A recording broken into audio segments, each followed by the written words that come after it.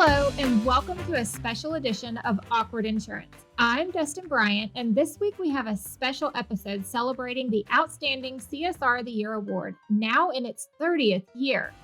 Mitch Dumford and I co-hosted this conversation with Danielle Janica and a panel of our former state and national contest winners.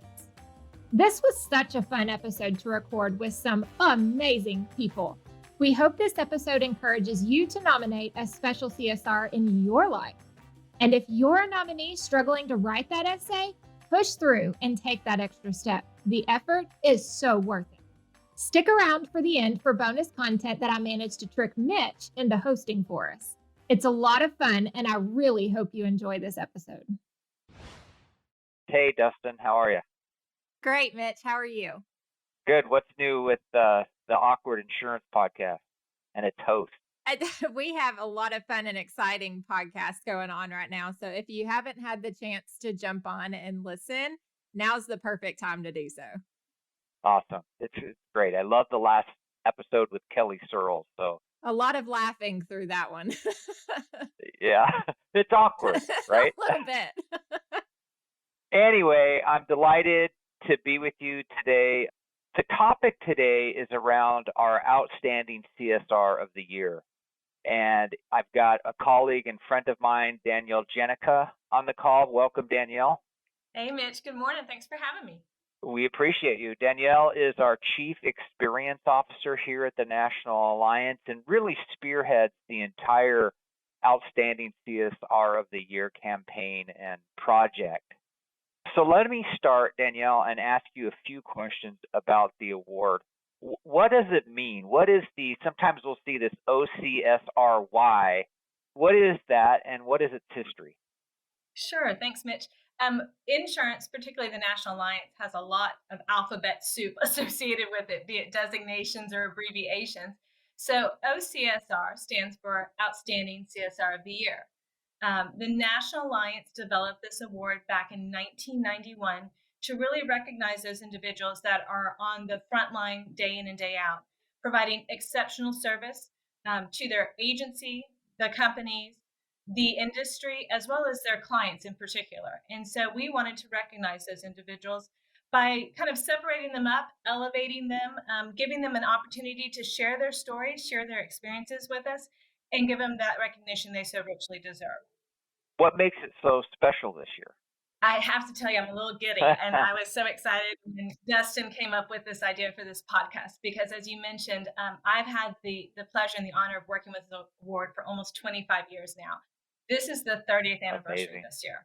So to have an award of this magnitude and recognition in the industry, and to have a 30-year history, if you will, a roll call of honor for all of these individuals is phenomenal, simply. And the exciting part that makes it special this year, in honor of the 30th anniversary, we are increasing the national award winner cash award to $3,000 this year. Amazing. That's really cool. I can't wait. I'm excited. So how does someone go about nominating a candidate? So the easiest way to make a nomination, and let me take it a step back, Mitch, and talk about nominations, because there's several different ways that can be handled. Okay. An individual can nominate somebody that they feel is deserving.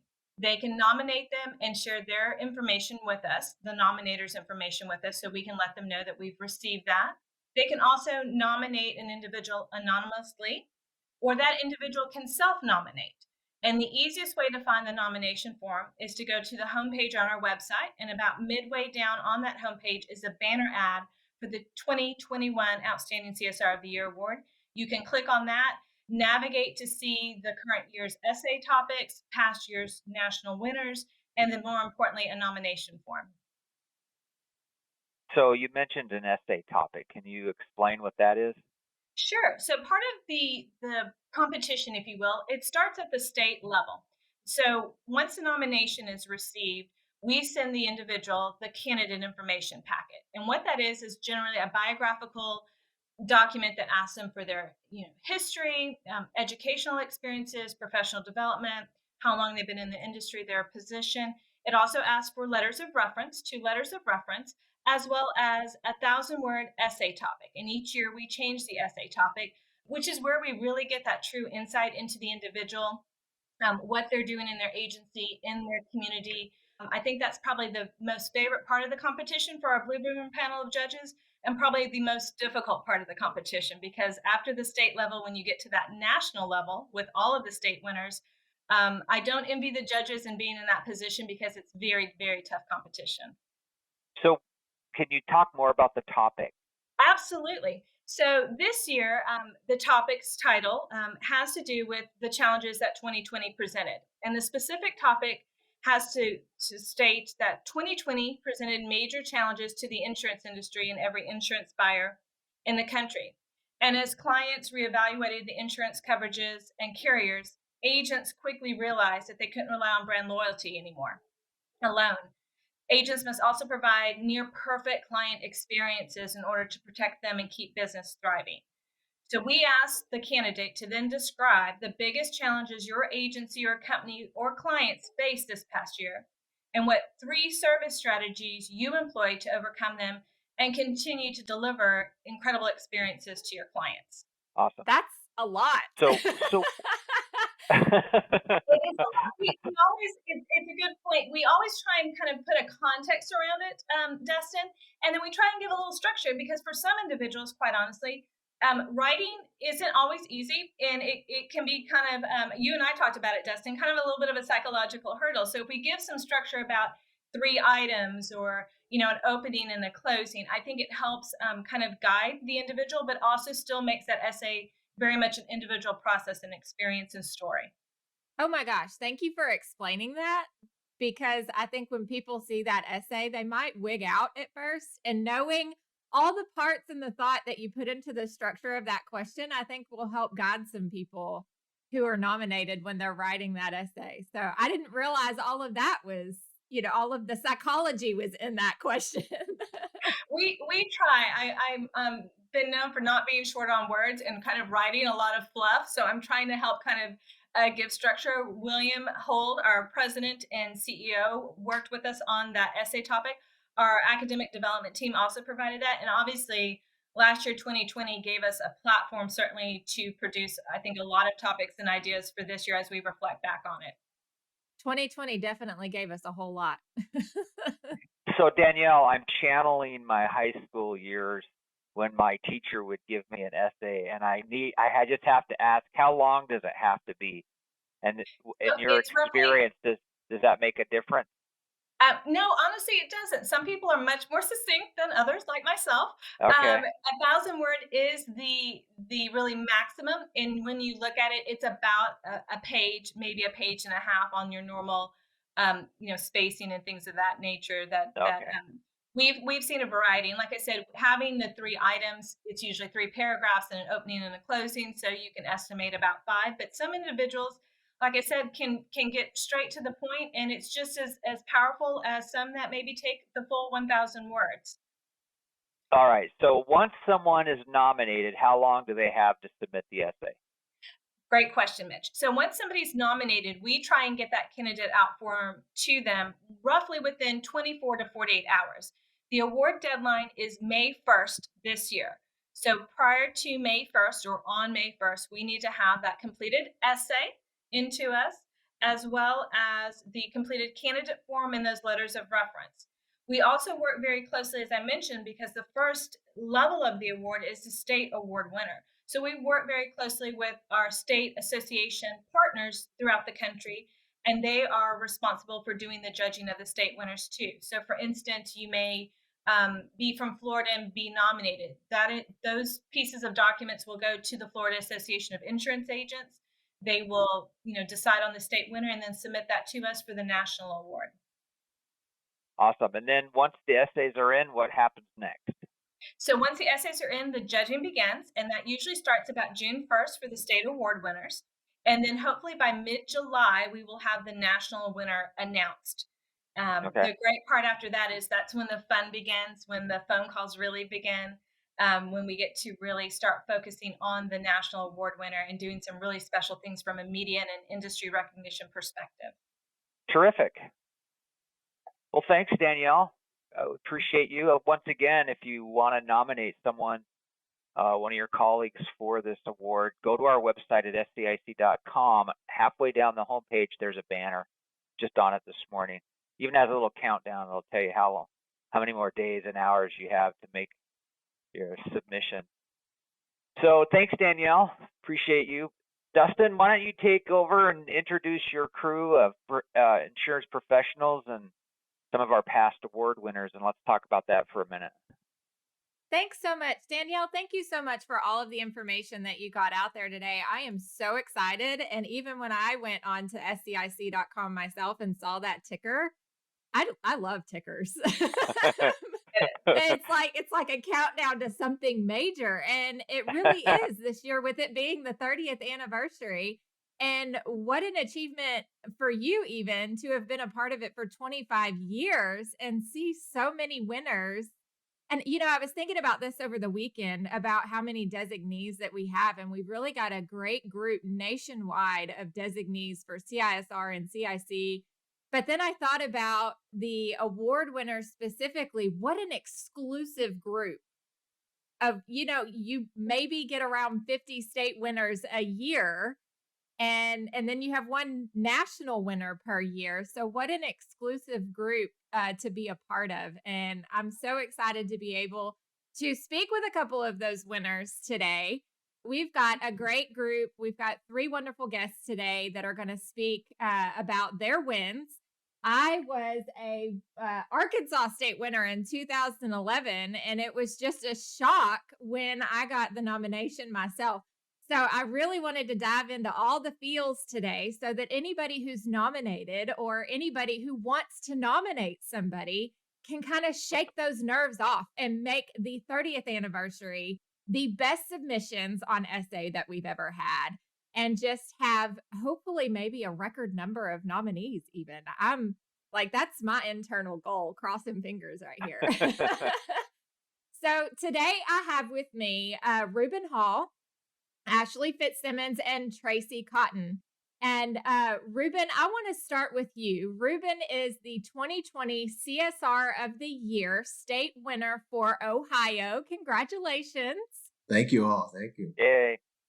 Reuben, tell us a little bit about you and what you do in the insurance industry real quick. So for me, I work at Oswald Companies in Cleveland, Ohio. My role there is I'm an associate client manager in the executive risk industry or specialty risk. So anything from your D&O, your cyber, professional liability, coverages like that is what I specialize in. Been in insurance here for about 5 years now, and looking to increase that experience. That's cool, Reuben. I am so excited that you're even a newer industry professional. I did not realize that about you. And so I'm really excited to have you on the podcast representing the youngins today. Oh, yes. Yes. I'm here for all the youngins. So take after me, guys. Take after me. Next, I want to go to Ashley Fitzsimmons. She is one of my favorite people in the insurance industry right now. I'm working on making her my bestie, whether she wants to be or not. She is known as the Beyonce of Insurance, and she also represents the youngins, though she has been in the industry for a hot minute now. So Ashley is a CISR designee and the 2018 National Outstanding CSR of the Year winner. And Ash, I want you to tell us a little bit about you and what you do. Wait, first of all, why are we working on becoming best friends? I thought we already were best friends. Okay, just wanted to clear that up. Hey, score one for me. Yes. So thanks so much for having me on here, guys. I'm really excited, and it's Danielle. It's nice to see you again after so long. When I won the award back in 2018, I was in the industry for a hot minute. I had been in my 4th generation family insurance agency up in Forest City, Pennsylvania, near Scranton, for about 9 years. And then I transitioned a little bit, and I am now in Ohio at the Ohio Insurance Agents Association, and I am currently the Director of Professional Development here. And if you don't have Ashley on LinkedIn or any other social media, you need to go ahead and do that, because she is constantly releasing stuff from the Ohio Association about all the interesting and fun classes that they have going on. Yeah, thanks. I'm definitely excited about the content we've started putting out. Definitely more relevant and themed towards the more modern agent and client. Modern agent. I love that. So next I have Tracy Cotton.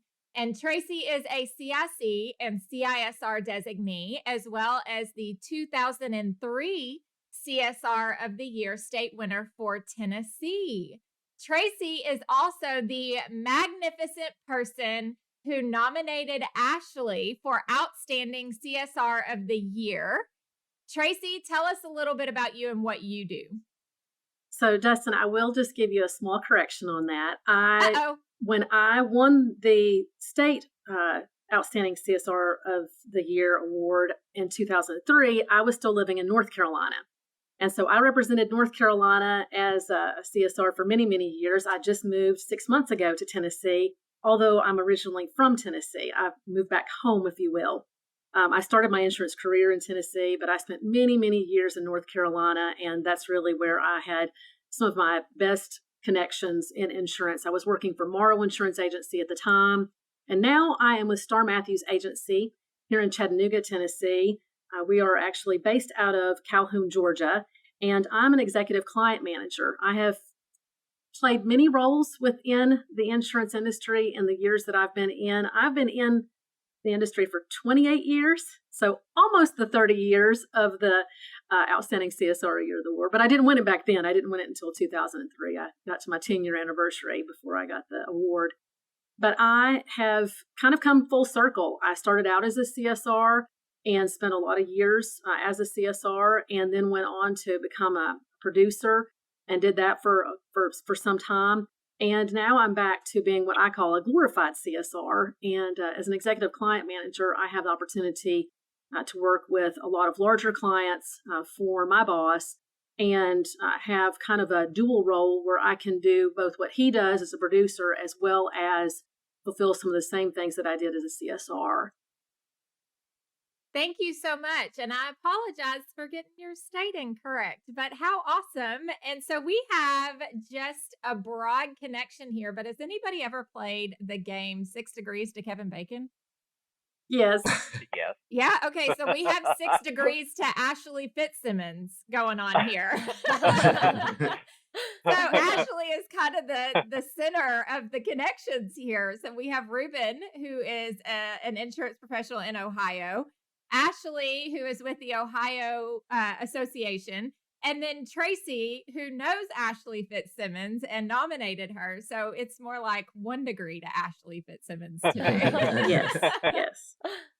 So thank you so much for introducing yourselves and telling us a little bit about you guys. And again, I'm super excited to have you on here. Tracy, I want to start with you for right now at the beginning of what this process is for Outstanding CSR of the Year. So again, you nominated Ashley, and I want you to walk us through why you decided to make a nomination to the Outstanding CSR of the Year. Well, I kind of gave that away a little bit by telling the fact that I had been one. I knew how important it was to me. And although I've known some fantastic CSRs in my career, I mean, I was surrounded by them at my former agency. I've known so many because of the time that I spent consulting and traveling the country and meeting other CSRs. But then you just meet somebody really special like Ash, and you know this is somebody who is not only an outstanding CSR and really, really always trying to find new ways to take care of her clients, but also somebody that could benefit from that program, because I see it as you have to be willing to do the work. You've got to do that essay, and you've got to be willing to stand up and say, I'm willing to represent CSRs everywhere.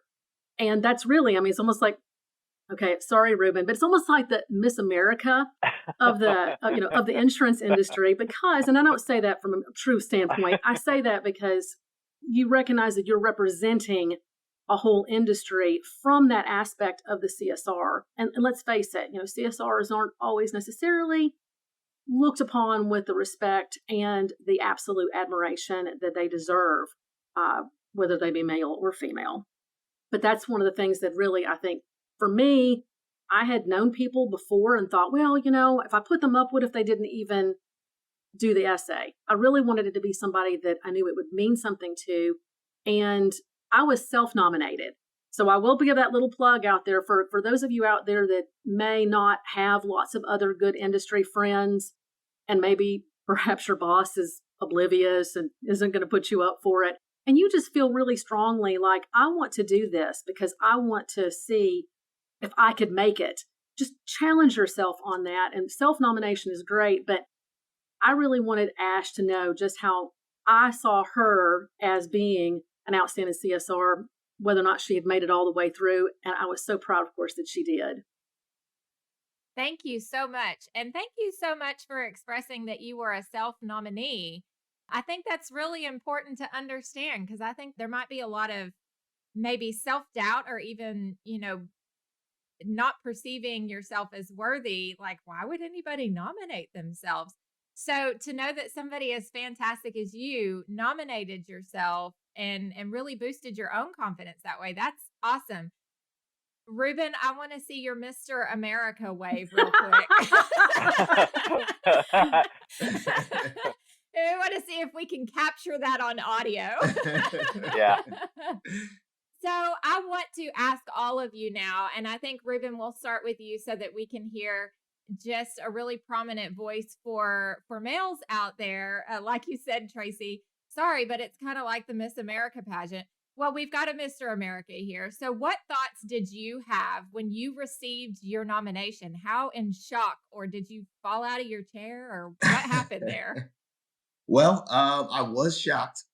Luckily, I had a chair that was intact, so I didn't worry about falling out of it or anything like that. But That's good. That's good. Great risk management there. Yes.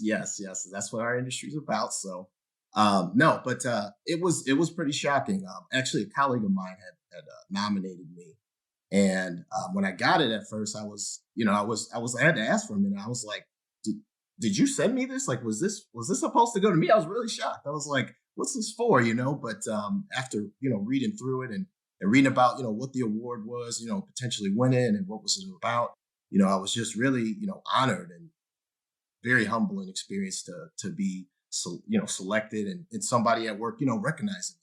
And the funny thing about it is, my colleague who I work with, I don't really necessarily directly work with her, but we work sometimes in tandem. So with her just kind of recognizing me and with our limited experience and nominating me, it was just a pretty great feeling there.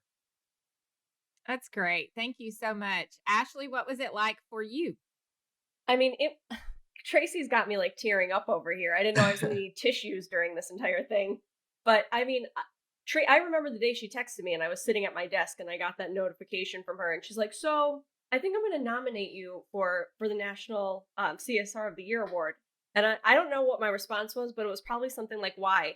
Like, I was really confused just because it's so humbling that somebody thinks that of you. I mean, we had been friends for multiple years at this point.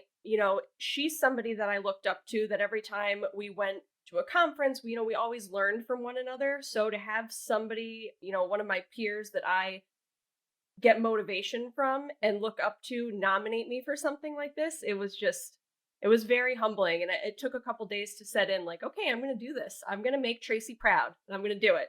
And you did. So is this the first time we're having this conversation between Tracy and Ashley about, why she nominated you and how grateful you were? I mean, like, we never really, I've seen her since then, but we never really had an in-depth, like, over the phone conversation about this particular topic. Like, I feel like we've talked about literally everything else. Yep. But this was just kind of like a couple text messages back and forth of like, oh my gosh, thank you so much. Like, this means the world to me and I'll keep you posted. And then it was just like a whirlwind after that. That's awesome.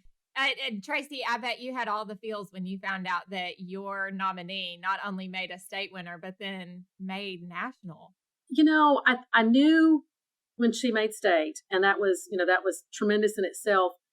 But when I knew a little ahead of the broad announcement, just because she clued me in right away, I just was, it was just an incredible feeling to know that somebody that I knew so well, and I knew that kind of effort that she put in, not only for this award, but on a daily basis, I think it's kind of it's a real motivational thing, even back in your own direction. So for me, I was just like, woohoo, this is exactly what she deserves.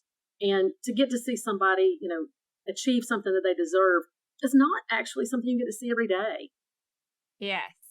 That's like the epitome of being in the insurance industry for me is how many opportunities we have to connect with others, not just customers, but the professionals in our industry as well, especially through courses that the National Alliance offers. When we get to go to those in-person classes and mingle with other people that do what we do or that do a version of what we do or a career option in the insurance industry that we didn't even know was there, but you get to connect with them. And then not only that, you get to see how awesome they are. And then part of what connects us all together is being able to work as a disconnected, but at times connected team because we're all moving towards the same goal and in the same direction to just provide the best service that we can for the insurance products that we sell.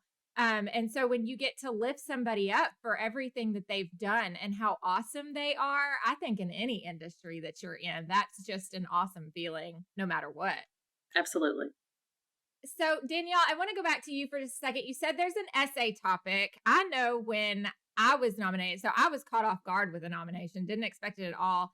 And I don't even remember what I did that was so magnificent in the first place. But when I found out there was an essay, I was actually in the middle of a college career as it was. So it was just another essay on my plate. It wasn't that much of a shock to have to write an essay, but what was even harder, now, if I would have known the anatomy of the question that you put together, I think it would have, it would have been a lot easier.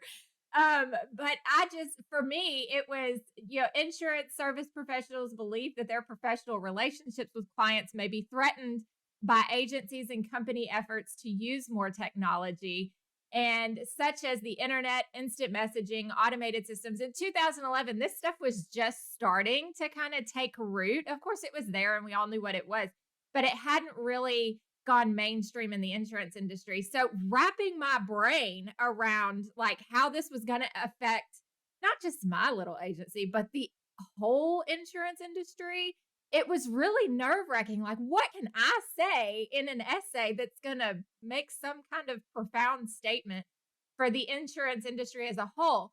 Do you, Danielle, ever get responses from nominees like, what the heck? What is this? You know what, we do on occasion, and so we'll have a few people call or email in just wanting to make sure they understand it correctly. What I think is so fascinating too, in having the opportunity to read so many essays over the years, as they've come back in and been selected, is just the way people perceive the question. You would think that something that could be, and I'm not going to say as basic as, what 3 ways you do X, Y, and Z. And in the insurance industry, you think all CSRs are going to always say, it's always about communication and education or whatever. But there's tangents in the creativity that these individuals go off of, that there are some similarities, but the differences are what are so kind of marked and fascinating. And we've actually, used these essays before in some of our marketing opportunities, in looking at some things as it relates to some of our curricula, with agency operations and agency management. I have to tell you, Dr. Hold has always been so excited when he gets to make the national presentation because we utilize parts of the individual's essay in the speeches, and he's even quoted them before. And then, most importantly, Rough Notes and our own resources magazine reproduce those essays in their entireties, not only for the national winner, but the 4 national finalists too. And many of our state associations again reproduce those essays. So they go far and beyond, and I think they're kind of inspirational. I also think they're guideposts for maybe best practices on what people can take as advice and use that to kind of nurture their careers and development going forward. So it's we do have those calls on occasion, Dustin, and you try and explain it without kind of giving the gold away. Hopefully, some of the insight today, gives people a little bit different perspective on the essay. But we're really looking; the judges are really looking for a very creative approach. You don't have to be the best writer. We do not take off for spelling and grammar issues, but it's that overall essence and contents of the message that you're trying to display, and does it hit the points of what we're trying to convey in that essay topic. So that was a great Easter egg that Dr. Hold uses some of the essay in his own speeches. I'm going to have to start. I'm just learning all kinds of little Easter eggs here. The anatomy of a question, Dr. Hold using pieces of the essays, and it's just like, just listen closely. I know, I'm giving away all the trade secrets right now too. And also some more information about the notoriety that comes with it in publishing an insurance journal. And rough notes, stuff like that, but then gives a little bit of the nerve back to, let everybody know that grammar and spelling does not count, which is good for me. I have an Alexa over here. I use her a lot for Alexa. How do you spell? Thank you so much. Does anybody remember what their essay topic was and what kind of nerves did you have learning that you needed to put in a little effort to write said essay? Yeah, I mean, I remember my topic.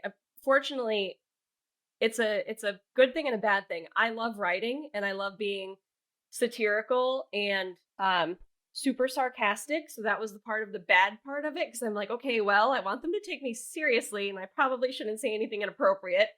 But my topic was much easier than Dustin's, I feel like it was back when she did this. Basically, it was, how do you do more with less? What things are helping me accomplish my tasks at work while still providing excellent customer service.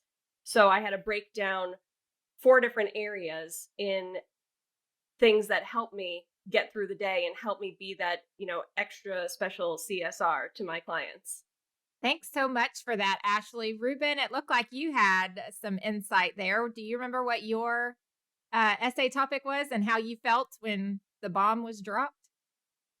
Yeah. I do remember my essay topic. So it was actually kind of similar to yours, Dustin. I believe it did ask about like 2 most important changes you expect to see in customer service in the next 5 years, as well as I think it was 4 ways that your clients' expectations will change in the next 5 years as well. So a lot to break down there.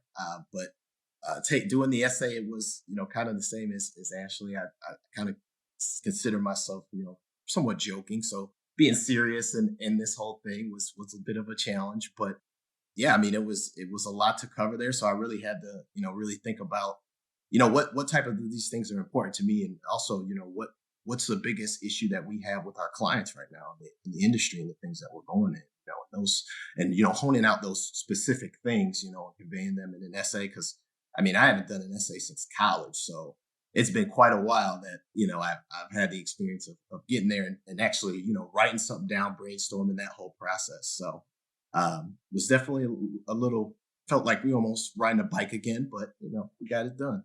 Yeah. Did it look like mine where, I don't know if you did this in college, where you started with a central idea, you put it in a bubble and you drew the lines in another bubble, and so I just have bubbles all over the place. Yeah, I think mine was squares though. I think I used squares. What I called the bubble brained idea instead of the harebrained idea. Yeah. Tracy, what was it like for you? Now, since you self-nominated, it wasn't much of a shock. No, when you were nominated. It wasn't, but I actually think that for me, despite the fact that I'm like Ash, I like to write, and it wasn't so much trying to tone down my voice. It was really just my topic. I had to go Google it because I couldn't remember what it was. But thankfully, because these things are out there for posterity, I found the original article that talked about me having won it, and it said what my topic was. Because I've slept since then, 18 years ago. My greatest accomplishment as a CSR, and there's 2 things there that I think make it harder to write, even though my topic was relatively easy compared to some of your topics, was I had, most of the time you're writing about a book you read or something, when you're doing an essay, you think of essay, the first thing you think about is something scholastic. And this is different. This is about your career. This is about what you do every day. And sometimes it's almost harder to kind of hone down into an essay form or feel good about. But I think even more so, it was hard to talk about myself. And that's something that surprised me, because I thought, I'll have no problem whatsoever. But then it was like, what have I done? In 10 years, what have I done? Because at that point, it had been 10 years of my career. And it was really kind of hard to pinpoint. And it was really hard to kind of talk about myself as if it was something great. I knew what I did, and that's the thing. I think most CSRs will tell you they know that they really love what they do. Hopefully, they do. They love who they work with. They love working with the clients, but they don't necessarily consider themselves to be great. And even though I felt like I wanted to go for that challenge and self-nominated, I know that trying to sit down and write that essay probably took me a really long time. So here's another little piece of advice. As soon as you get that letter, and it tells you what the topic is, and it tells you you've been nominated, and you're going to go ahead and you're going to go for it, start on it right away. Don't wait till the last minute, because it's not going to get easier. And you really may need some time to really think through it, and maybe even write a rough draft. It doesn't hurt, and certainly to have somebody kind of go back and look over your information. Again, it's not being grammatically looked at, but to know you're putting your best effort forward, it could be that you just need to tweak a few things. And so take that extra time that you're going to need in order just to make sure that you're doing the very best that you can, because you've only got the one shot, and why not make it the best? All of that is some wonderful advice, Tracy. I honestly didn't expect you to go into tip mode there, but there was something that you said that really resonated with me, and it was, what have I done? You nominated yourself 10 years in, and when you were thinking about your essay, one of the questions that came up was, what have I done in 10 years? When I first talked to you about being on this podcast, I think that was really the central theme of what you thought it probably meant to Ashley in order to be nominated, and the questions that probably circled in her head, like, how am I going to answer this? What have I done?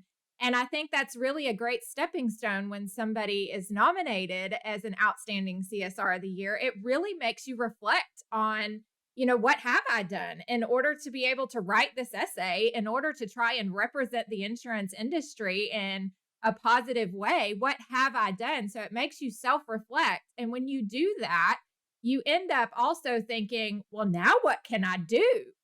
What have I done? But after this, I can't, do I just let this fall flat, or what can I do now? And Ruben, being newer in the industry, I want to know if that happened in your brain as you were thinking about the essay. Did you have to do some self-reflection? And now that you've been nominated, what does it mean for your career? What does it mean for your value in the insurance industry?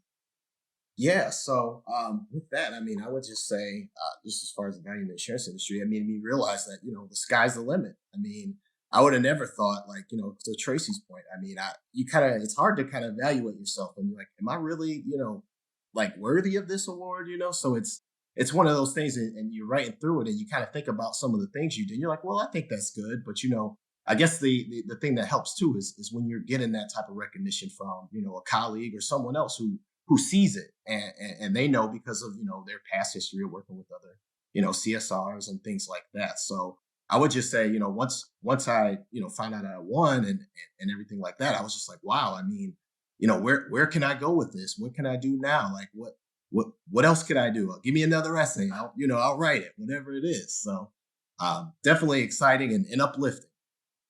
Yes, that's the importance of nominating someone. You think maybe you're just boosting their confidence for a minute, but you're really giving them a direction, a self-imposed direction, because they really have to think about it. Ashley, hearing everything that just went down, did this happen for you? Because, your career is really kind of in an upward trajectory. And so I want to know if Outstanding CSR of the Year, not just a state winner, but national winner, really gave you that boost of confidence that you needed in order to say, what else can I do? Yeah, I mean, it's funny because my mom said that modesty is my only flaw, but I really I really don't think that, this is still so humbling. Like when I started out in the insurance industry and my voice started getting out there, and I would go to conferences and people would say, "Oh, I follow you online." And I'd be like, "Why? Why do you follow me online?" And they're just like, "I like what you say. You don't have a filter, and like you say what other people are thinking."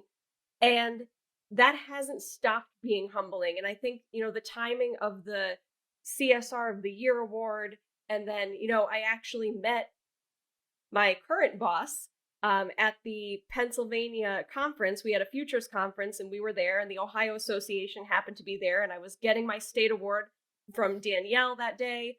And it was pretty incredible. I met my current boss there, and he said, if you could do anything else in the insurance industry right now besides be an agent, what would you do? And I said, I just want to help people. I said, I love helping my clients. I love educating them, and I love the insurance industry, but I think I could be reaching a broader audience. So, I might be the director of professional development now, but I talk to people on a daily basis, and I'd like to think the way that I handle their issues and their problems and their questions makes them sit back and think, well, man, she's just helping me with professional development or like the association side. Maybe I should up my game with my clients. So I like to think that it has a little bit of a ripple effect of, man, if she's doing this just for this, I need to be doing this for something much more important when I'm helping my clients. Yes, absolutely. Thank you so much to all of you for sharing those nerves and what it really meant for you to be nominated and how it really helped you gain perspective on your career. I want to ask one more question of Ashley, because there is something that you have done that none of us have done. There's a video short of you as a national winner. And so for anybody who may be an entrant into this awesome award, what is it like to have a camera crew following you around and just getting the best of Ashley Fitzsimmons? Well, first of all, it was amazing. I mean, I can't say that Fitzsimmons Insurance has ever had a camera crew in the office, or that a drone has ever flown over the mile-long Forest City area taking pictures of it. I mean, it was just such a fun few days.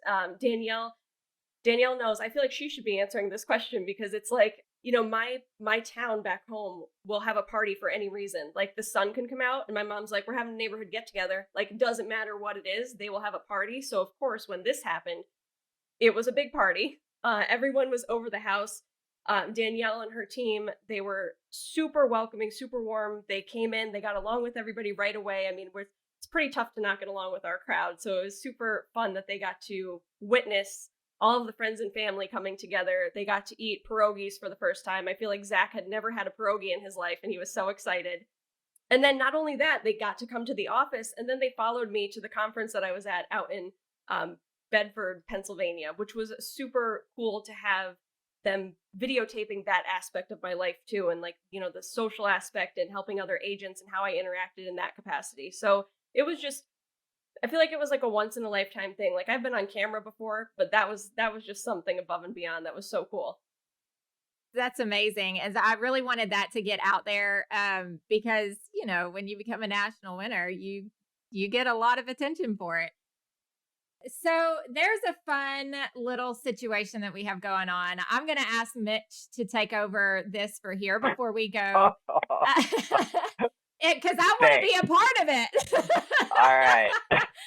So I didn't tell any of you about this. I love to keep secrets. I don't keep a lot of secrets, but fun secrets I love to keep. So Mitch, why don't you take it away? Yeah, she didn't even tell me. I get this message during the middle of the podcast from Mac. Oh, Mitch, hey, by the way, Dustin wants to do some trivia at the end of the podcast. So here we go. So I'll ask this first trivia question, and then we'll just go around the room and answer. And just so you know, I do not know the questions. I asked Mac to find some questions and send them to Mitch, so I don't have the answers. That's why I want to be a part of it. All right, so here we go with the first one, and I don't even know if I can say these words, but here we go. How much did Lloyd's of London insure Tom Jones's chest hair for? Oh my gosh, Mac. Oh my gosh. I don't even know who Tom Jones is. Oh no. Oh, wow. Oh my gosh. I feel so old, Dustin. I feel so old. All right. I'm going to say 2 million, Mitch. All right. Wait, is someone going to tell us who Tom Jones is first? Is he? Wait, is Tom Jones? I feel like he I'm was, not the only one. I feel like Tom Jones was on. He made like a little cameo on like Fresh Prince of Bel-Air or something like that. I don't know. That's just my. Wait, is he the one that gave the Carlton? Yeah, isn't that him, Tom Jones? Am I thinking of somebody else? Yeah, he was like wasn't he in the same era as like Elvis? I think he was a little later because I know Oh, this is gonna date my grandmother used to be like that was her crush, but he was a little bit later. He was like in the I think 60s and 70s. He's kind of like that Elton John era and Bee oh, Gees and things later. of that Oh, okay. nature. A little bit Oh, later. okay. He Wayne actually Newton, started in the that mid sort of thing. '60s. I'm Okay. doing my homework over here just because it was a little before my Yeah, time, not much before my time. me too. But what's new, Pussycat? Whoa! Oh yeah. Oh, All all right. right. Yeah, there it is. Okay. Yeah. Now you All know. Good job, right. Tracy. Yeah. So how much did Lloyd spend to insure his chest hair? I'm Oh my gosh. Since this was long enough ago, I'm going to guess that egregious values that you would think of a celebrity today are kind of out of the question. yeah. So I'm going to go with maybe 750,000. Oh, Yeah, I'm okay. gonna go. I'm gonna say I'm gonna say the same. I'm gonna go 751,000. Only because Ashley. wasn't like Troy Polamalu's hair? Wasn't he like 1 million or something? So I would imagine like if his Yeah. hair was that important, it was 1 million. Then back in the day, it was probably like 751,000 exactly. Oh gosh. All right. That's what I got for you, Ruben. What is it? buddy? I'm thinking $1 million. That's a lot of chest hair exposure out Okay. there. So yeah, I'm gonna go $1 million. Can we just take a time All out right, for Dee. 1 second and just think, you insured your chest hair. Like, are you worried about someone running up to you and like getting a razor and going right down the middle and be like, ha, I got you? Like, what are you afraid of with that? Don't fall asleep at parties. That's right. No, There you go. that's right. Yeah. All right. So the answer is 7 million. What? Oh, 7 million. wow. What? Yeah. Oh my so I gosh. think Did Danielle not was see that close. coming. Yeah. You should have seen him in the All little right. satin shirts that were V with all the poofy Mhm. hair, Oh my. the leisure suits, and all of that stuff. Wow. Goodness. So Dustin, we have time for one more. Yes. All right. Let me look here. How many people are insured against alien abduction? Oh my god. What? How many people? And that's a thing. How many souls? Yeah. How many individuals are insured against alien abduction? I'm gonna say there's 500,000 people. That seems crazy enough. 500,000. Okay. Wow. Oh my gosh. We have a lot of very strange people in the world these days. I'm going to go with, I shot low last time. I'm going to go with, wait, how many people we have in the United States? I'm going to go with 2 million. You keep taking my 2 guesses. million? Oh. Great minds. I think know, alike. right? They're besties. What am I saying? Oh my goodness. Ashley, do you have a number? I'm gonna go 3 million. 3 million. How about Ruben? I'm gonna go 5 million. Wow. Danielle, did you give us a number? No, but you know what? I think I'm going to steal Dustin and Ash's number from last time. I'm going to go 750,000. Oh gosh. Oh, you guys were all way over. Oh. Really? According to our professional sources, 20,000.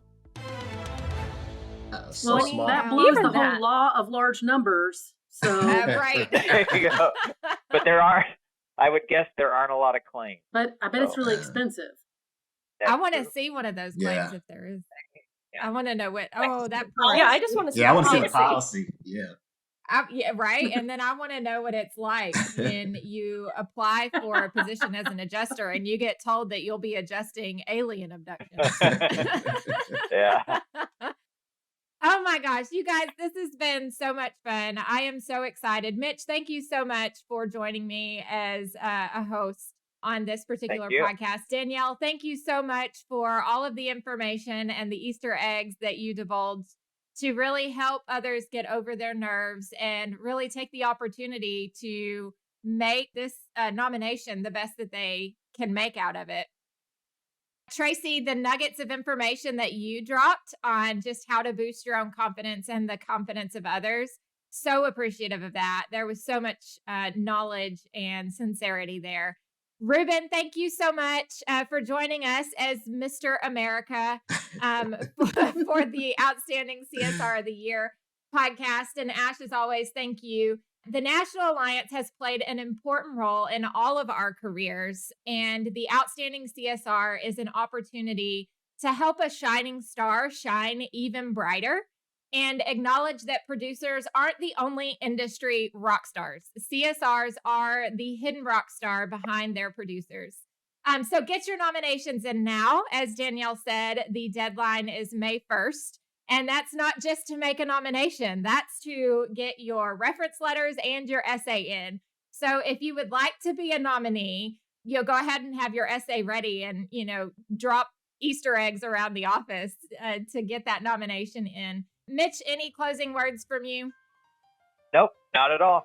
Summed it up well. Thanks, everybody. We really appreciate your tuning in. If you want any additional information about any of our podcasts, just visit our website at scic.com/resource. So thanks, Dustin. Thank you. Thanks, guys. Thank you. Thank you.